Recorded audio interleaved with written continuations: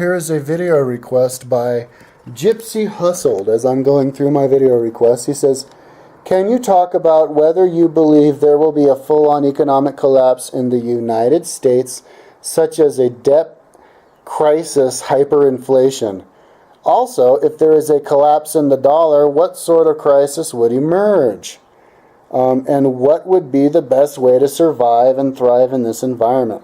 Would you predict the power shift would emerge from the west to the east, with China being the dominant economic superpower? Thanks.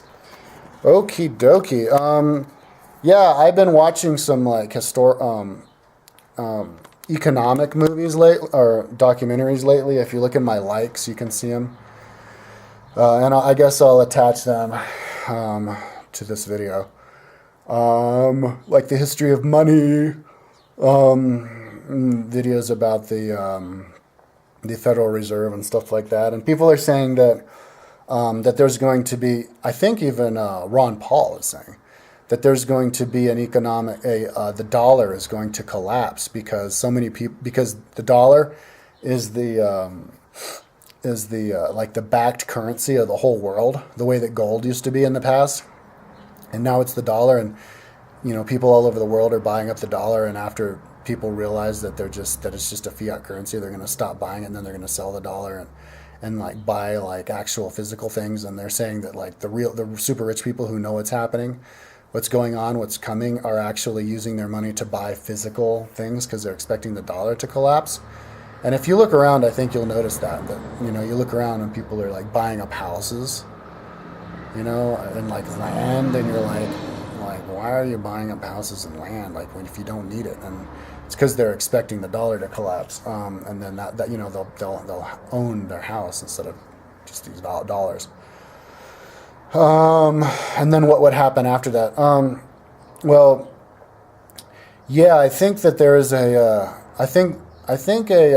big shakeup, and I think the dollar will collapse, but not collapse catastrophically. I think what's happening with the economy right now is, it's kind of when it's orchestrated by super rich people, but they're not, these super rich people, they're not as smart as like some people would give them credit for. In a way, and in another way, they're just exactly as people expect them to be. They're just really smart in terms of making money for themselves, but they don't really think that much ahead in terms of what's good for everybody. But the way that God works is that it always works out working for everybody. So, for example, the world right now, first world countries are a lot richer than third world countries, and somebody in a first world country, you can go in and get a job at like the supermarket or whatever, doing a menial job, get $10 an hour. Whereas in a third world country, you're going to get, like a really third world country like Bangladesh, you'll get like $30 a month or something like that, And so the discrepancy is so much that's causing big companies to outsource and outsource their work to these other countries, and in order to make the people who own the companies richer. And that's about as far as those people are thinking. But I mean, they're not that dumb. They also know that, or some of them, maybe even subconsciously. But because what's also happening is we're moving we're making the industry, the world economic machine more international, which is a good thing, and we're spreading the wealth around. These people who are voluntarily getting jobs for these big companies in other countries, the American company is actually doing them a favor. I mean, it's the best thing for them. But when the dollar does collapse, and or the shakeup, however it happens, this isn't my area of expertise, but when it does happen, it will. The end result is going to be that other countries are going to be more on a level playing field with America, and which is a good thing. The poor people will be getting as much money, more closer amount of money as American people. Now, how that's going to happen, I don't really know, but let's see. Well, like for example, China. China has a smaller GDP than America, I guess they're set to pass America in 2017, but they have like 5 times as many people. We have like 300 million people. China has like 1.2 billion, right? So China's like 4 times bigger than America. And so China should have 4 times more GDP than America. If we lived in a fair world, per capita, everybody's got the same GDP because, we're all human. We're all the same. So whenever you hear like people like, oh no, China's going to pass America in GDP in 5 years. Oh my God, what's happening to America? Well, obviously there's 4 times as many people. And China is stealing, doesn't really respect copyright laws. I don't think they ever really did as much. So they're kind of stealing from us and stuff, but I don't think that's really a bad thing because it's kind of like affirmative action. China needs to catch up. But so in that case, in that sense, there will be kind of a dollar collapse where people, we're not. I mean, here's the part where I don't really know what the fuck I'm talking about, but in the future we'll have an international currency. Now. But there's going to be a lot of like hiccups on the way to that international currency. We're not going to have it for like another 100 years. But I guess people in charge are looking ahead, because the people who are in power, they look ahead into the future in a much more realistic, deep way than average people because they're actually in power. And they tend to do stuff in a clandestine way because they understand that people don't really understand. For example, everybody says that Pearl Harbor happened because oh my God, the Japanese just attacked us. We don't know, but they were not selling any oil to Japan. America and the Netherlands owned Indonesia and weren't letting the Japanese have any oil, which is where they got their oil. So they had to if they were going to continue to have their empire in Korea and China and Southeast Asia and stuff. So, but we don't say that. And so we were expecting it to happen, but we had to make it look like it was an accident. So that kind of thing could be happening now with the collapse of the dollar, so that they could be kind of orchestrating a kind of making the world more international in terms of multinational corporations doing business all over the world, so that it'll just be easier to have a more regional currency. For example, I guess they're trying to collapse a dollar or whatever so that they can make an Amero, which is one currency for Canada, American, and Mexico. But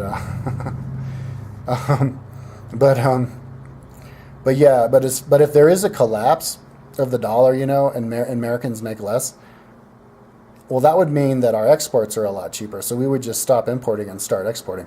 America is not going to have any kind of an economic collapse. And there have been collapses like that in the past, catastrophic collapses where everybody is like scrambling in the streets not knowing what the hell's going on. For example, in the early, this was in the History of Money documentary, I'll put the link here, but in the early 1700s, a Scottish guy named John Law went into France and he invented paper money. That was the beginning of paper money. When people stopped just carrying big old bags of gold around and they started just carrying, promissory notes, banks that they gave the gold to the bank and they just got their dollars. But the bank printed way too many dollars, and then everybody tried to sell them, and I guess 50 people got trampled to death one day when it all collapsed. You have the tulip market collapse in the Netherlands back in 1600s. At the height of the tulip market, one tulip was worth more than a nice house in the center of Amsterdam, and then they all realized that in one day, and then by the end of the day, the tulip was worth like nothing. Yeah, that kind of stuff isn't going to happen as much. If there is we do have other things that are replacing the dollar. For example, Bitcoin, where people can just make exchanges, because we have the technology now, where we can, people can take control of their own lives and buy stuff with just Bitcoins. So if there is a dollar collapse like that, there's going to be a replacement. We're going to have like Bitcoins, and the business will find ways to keep our economy moving, especially in America, because Americans are really smart. And we don't have all of these like animosities and tariffs and all that stuff between the states and America. Plus, America is we're the primary food exporter of the whole world. So if we have an economic collapse, we wouldn't export food around the world. We'd keep it circulating within America, so the food prices would actually go down. We wouldn't spend as much money on defense. We'd bring all of our troops back to America, and wouldn't spend any more money on all of these hostile drone strikes and like bases with 100,000 troops all over the world, and bring them back, and that money would start to get circulated within America, and then we would have all these extra workers in America who could then rebuild the infrastructure of America and build and create an infrastructure that is sustainable, like solar power, and it would actually, America wouldn't suffer at all. And if it came down to it, even energy was, all we'd have to do is punch a few holes in the Gulf of Mexico, which is already totally polluted. So I don't think it'd be that hard to convince people to do that. More wells in Louisiana, Texas, and New Mexico. We have a whole bunch of oil places to drill in Alaska. I mean, America would be fine. If shit hit the fan, we would just become insular again. We'd be just fine. America would be. We would have our dollar would maybe dip like this, and then go, and probably be even better than it was before. So yeah, I don't think any. So like his question was like, what would be the best way to survive and thrive in this environment? Yeah, you're not gonna have to like see what super rich people are doing, like buying up shit, houses, and like actual real territory. People wouldn't have to do that. The best way to survive and thrive would just be to have faith.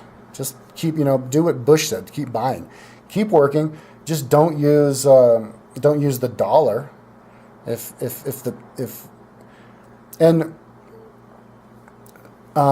the end, the banks would and the government would have enough control and enough generosity, philanthropic bent to help our own country. So we would have we wouldn't get shafted as much. People would, like the super rich people, would start donating. People like Bill Gates with $100 billion would donate all of his money. They would get their money back into circulation by just giving it away and starting new programs, and which would then become more kind of government controlled, and it would I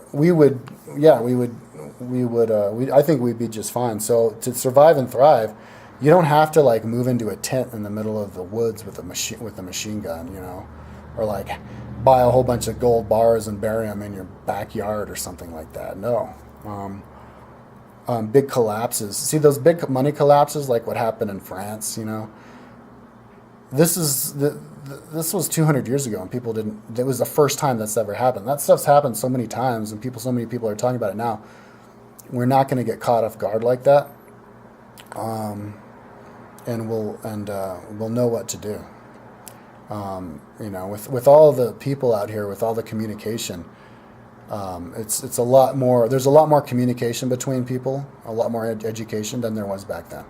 Back then, the left hand didn't know what the right hand was doing, but especially in a few years, like if we can hold off, if the dollar doesn't collapse for another 5 or 10 years, oh my God, people are going to be so smart that there wouldn't even have to be that much of a collapse at all.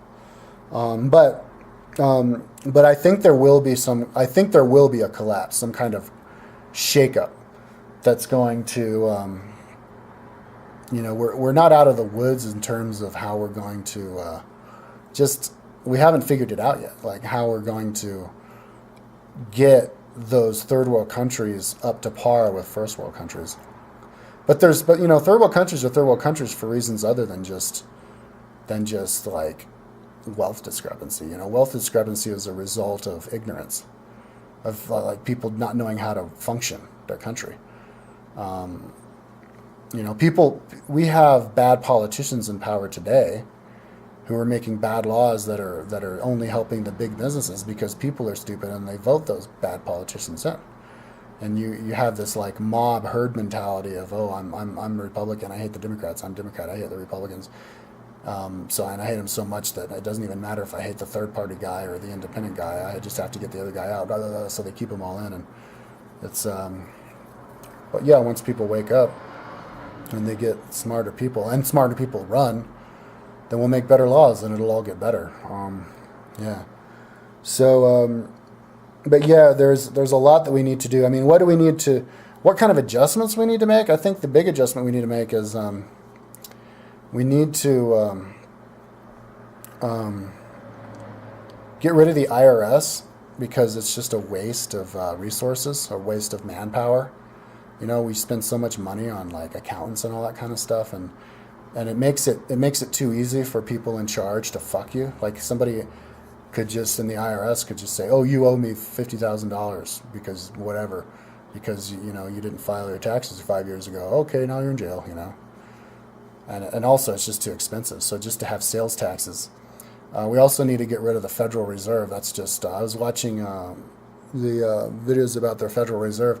It was created in 1913. That was like right after Teddy Roosevelt broke up all of the those big, huge companies where, like, you know, like J.P. Morgan owned like 60% of America, like super rich people. And I think their way to try to maintain their oligarchy was to create the Federal Reserve, which is just which was when all those guys, J.P. Morgan, Rockefeller, all the big names went out to Jekyll Island off the coast of like South Carolina and had a meeting and created what they call the Federal Reserve, but it's just their banks, a bunch of banks who are the bankers of America. So they get to decide everything. They get to decide how much money is created. So they can just, you know, if they decide they don't have as big of a piece of the pie as they did before, they would just print more money and then cause inflation, and then they would get all the rest of the money, and then they can loan money to themselves with 0% interest rate, and then loan money to everybody else for a fucking 28% interest rate, which is what I was paying. And you know, we don't know who are the banks involved in the Federal Reserve. It's all secret. We don't know who is in control of it or where the money's going. So we need to audit it first, but we also need to just get rid of it. And but that all boils down to transparency. So, you know, if like, what can an individual person do? Because I think the world, you know, our politicians, they're just the smartest. Our business leaders and politicians are just the smartest and or most ambitious of the regular population. So when the regular population changes, then it'll have a trickle up effect, and you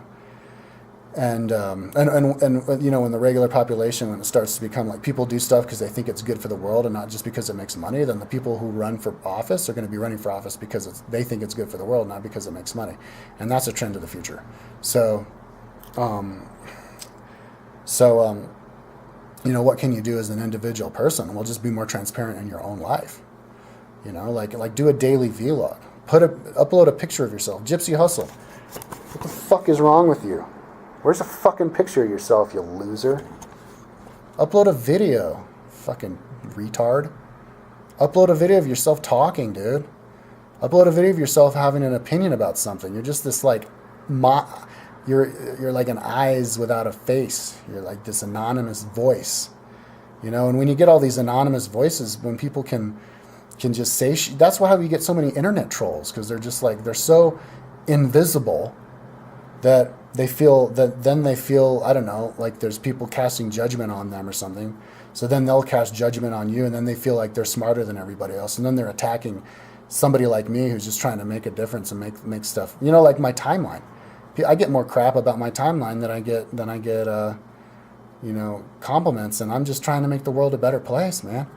And like, so like, you got to give points to people who get themselves out there and not go, oh, that guy, he's exposing himself. He's a fucking loser. Ha ha, douchebag faggot. He's painting a big target on himself. Ha ha, make fun of him. He. I mean, all the people who like, all the internet trolls, they're regular people. They're like the postman or the baker, you know, and they're all like, you know, the enforcer of the world who keep people from being free and transparent are those very people, are the lowest, you know, workers who suffer from that the most.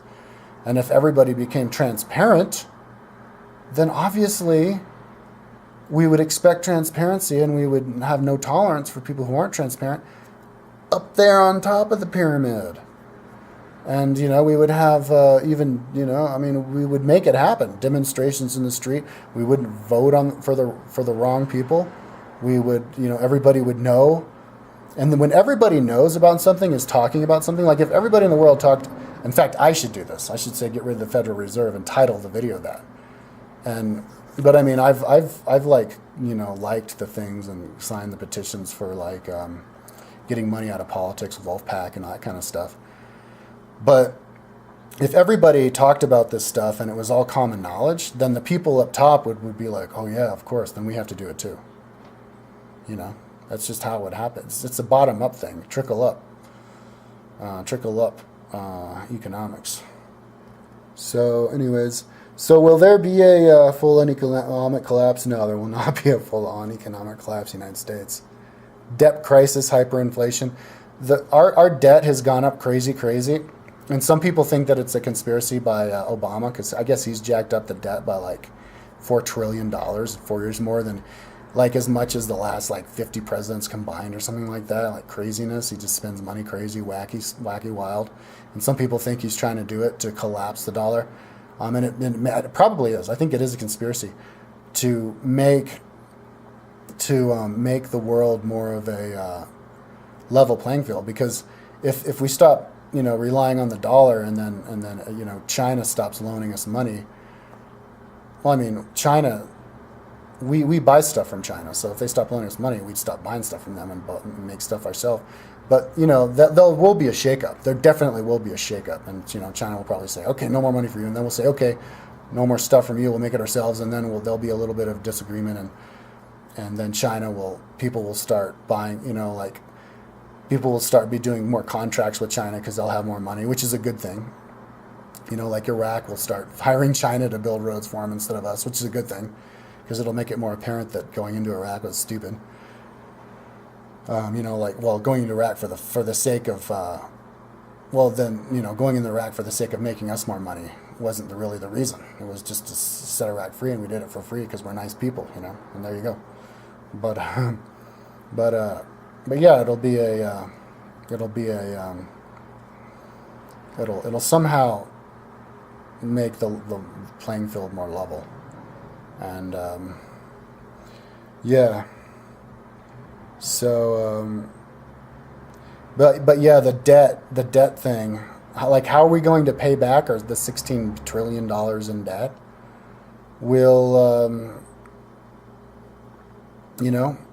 That's up to the Chinese, I guess. If they stop giving us money, we'll be like, all right, well, we'll have to pay.